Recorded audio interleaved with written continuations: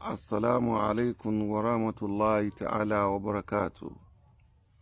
Ìkẹ́ Ọlọ́run àti orí ajẹ́ǹjẹ́ tán rẹ̀ tá mọ̀ sí àlùbáríkà. Kó máa bá yín láyè káyè tí ẹ ti ń gbọ́ mi tí ẹ ti ń wò mí. Mo fẹ́ fún wa ní egbògi kan tó lágbára. Egbògi yẹn ó wà fún àwọn tí wọ́n bá ń tọ ìtọ̀ àtọ̀jù. Tí àwọn bàbá wa tán mọ̀ ní àtọ̀gbẹ.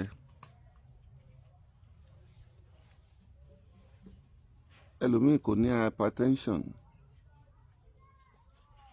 Tá a bá sọ pé oògùn tó ń lò ló jẹ́ kí ìtọ̀ rẹ̀ kó máa pọ̀. Ẹlòmíì kẹ̀dẹ̀ ní kò ní ìtọ̀ ṣúgà tá a mọ̀ sí diabetics. Débi pé tó bá tọ̀ tẹ́ bá taste ẹ̀ ní bá ṣúgà ń bẹ̀. Síbẹ̀síbẹ̀ ìtọ̀ rẹ̀ ó ti pọ̀ jù.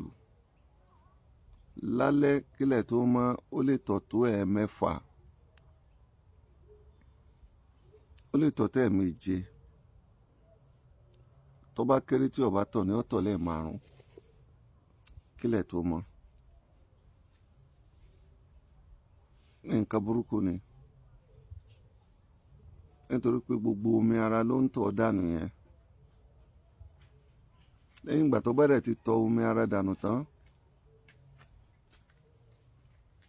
tọ̀ Ọlọ́run ní fàbúrú ṣe wá. Tí ìtọ̀ yẹn bá ti pọ̀ jù, ní tí mo fẹ́ fún yín ní kẹ́ ẹ lọ ṣe. Ọ̀nà yín ní nǹkan kan. Bí àìsàn yẹn ṣe lágbára tó, ọ̀nà yín ní anything. Àkọ́kọ́ tí mo fẹ́ kẹ́ ẹ lọ ṣe.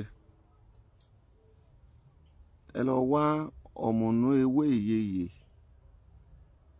Ibi tí igi ìyeyè bá wà, ọ̀mùnú orí rẹ̀ ẹ wá. Ẹ já kó pọ̀.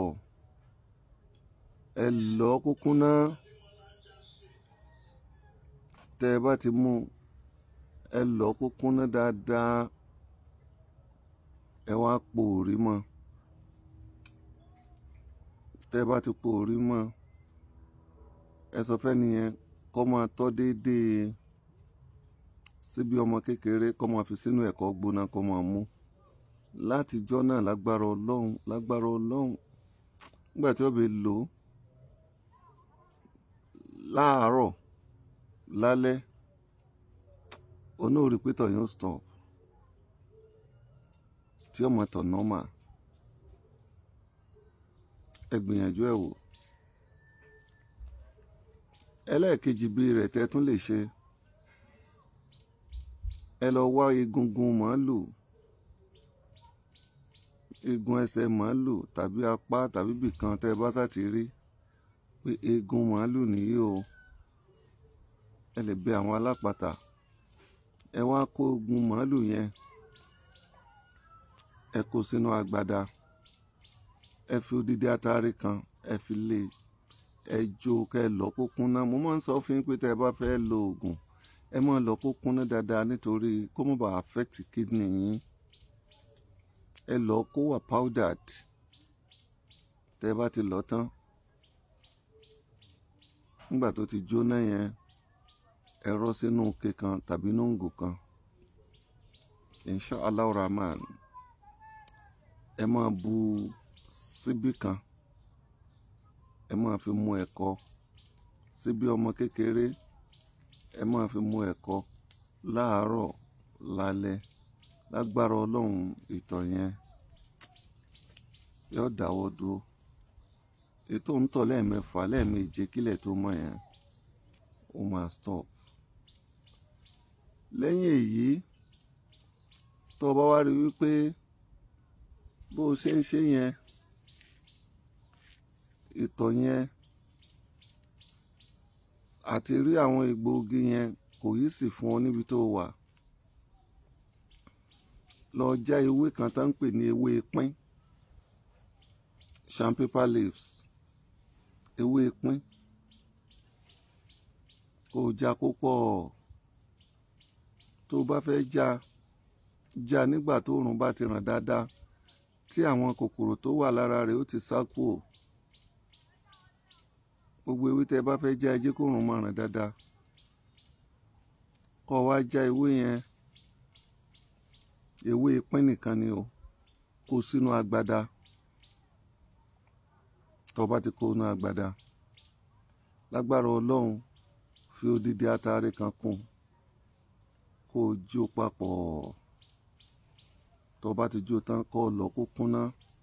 Ẹnikẹ́ni tí ìtọ̀ rẹ̀ bá pọ̀, ẹni kó máa fi fọ́kọ̀ mu sí bí ọmọ kékeré kan lójoojúmọ́.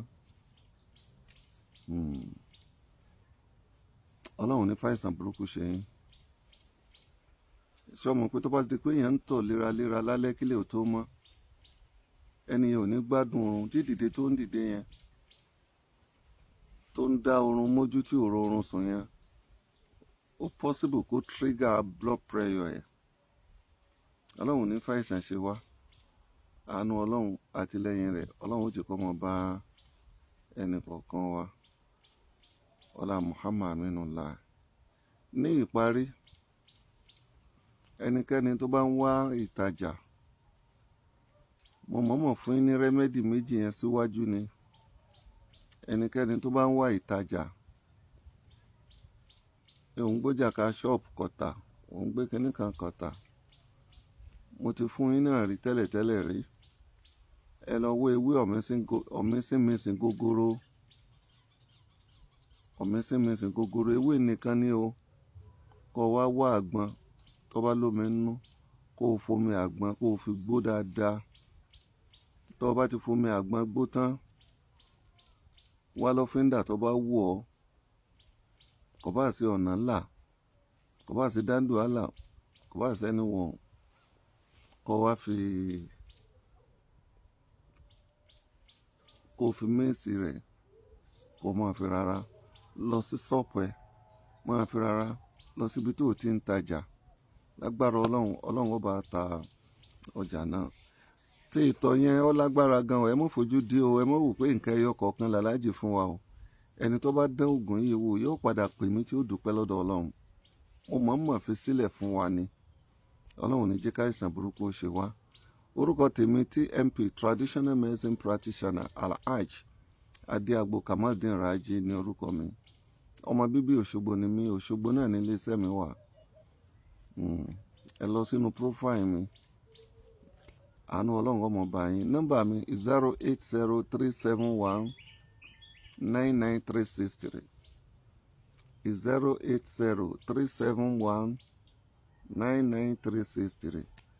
Àánú Ọlọ́run àtìlẹ́yìn Ọlọ́run ó jẹ́ kí ó mọ̀ bá yín o. Mo kí wa pé yòókù tún di ọ̀la. Assalamu alaikum wa rahmatullahi ta'ala wa barakatuhu.